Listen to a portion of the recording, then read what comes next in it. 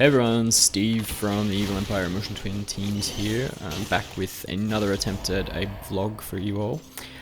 We've just released our 19th update, the Update of Plenty, which started out as an attempt to better balance the game, but has kind of ended up as a complete revamp of like all of the items and mechanics that we felt were a bit underwhelming. You know, we kind of like making extra work for ourselves. So expect a bit of a different feel to your runs in Dead Cells as you go forward, and hopefully you enjoy them. So our first big rework was for the economy. A comment that's been floating around for a while now is that the price and quality of merchants is pretty awful if you don't have your forge maxed out. So to fix this, we're changing how much gold is dropped and how merchant categories actually work. So essentially you'll be able to buy more items and have more choice at each merchant. So you can change and improve your builds without worrying about having money later on down the track if you want to adjust your tactics, buy a health potion or anything else. At the same time, we made our weapons level more impactful, so switching your weapons during a run should be more rewarding. Next up is the Forge rework. So we've actually removed the scrolls from the ++ and S quality weapons and compensated for this by changing the health and damage of enemies. There's also more scrolls in the early levels depending on the boss cell that you're playing on. So this should help stop players who don't have their forge maxed out again from running straight into a difficulty wall at higher levels, especially the infamous 2BC spike. DOT, or damage over time, was also getting a bit of a bad rep, so we've reworked these effects to give each one their own identity. So bleeding will focus on killing one enemy at a time, you know, stack a whole bunch of bleed damage on an enemy and you get a one-off burst. Poison will be for crowd control, low damage but really easily spread amongst enemies.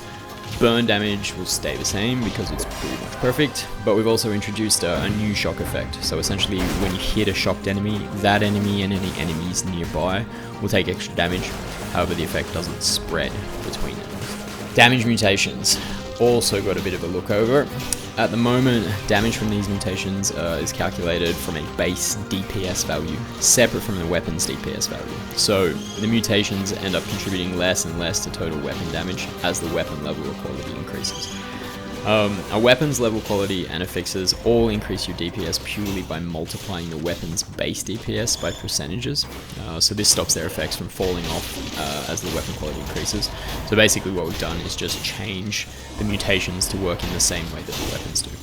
Finally, the last major part of the rework is on a ton of existing weapons and skills. So some are being buffed, some are being nerfed, but the idea is to make each and every item an actual real valid choice, rather than having just a few core meta builds that really dominate the game. So crossbows, for example, are now all two-handed and uniquely for survival. So this lets you take advantage of having a bigger health pool to make up for their slower fire rate and hefty damage. So we're going to add some survival mutations to support the changes that we've made to crossbows, but we're just waiting to see how they perform instead of, you know, rushing out mutations that are going to have to be changed like in a week from now anyway.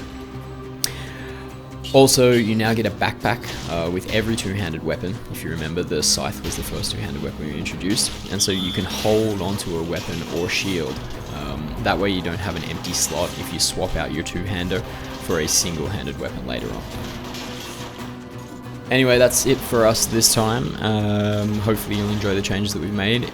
As usual, if you don't, or if you do and you want to tell us about it, please do. Hit us up in the comments here. Specifically, if you really want to get in contact with us and be sure that we're going to see what you've written, hit us on the Reddit, the subreddit, Dead Cells, or on Discord. Generally, that'll get through us to us easiest, or Twitter as well is pretty good as well. Anyway, thank you all. We couldn't do it without you. Take it easy.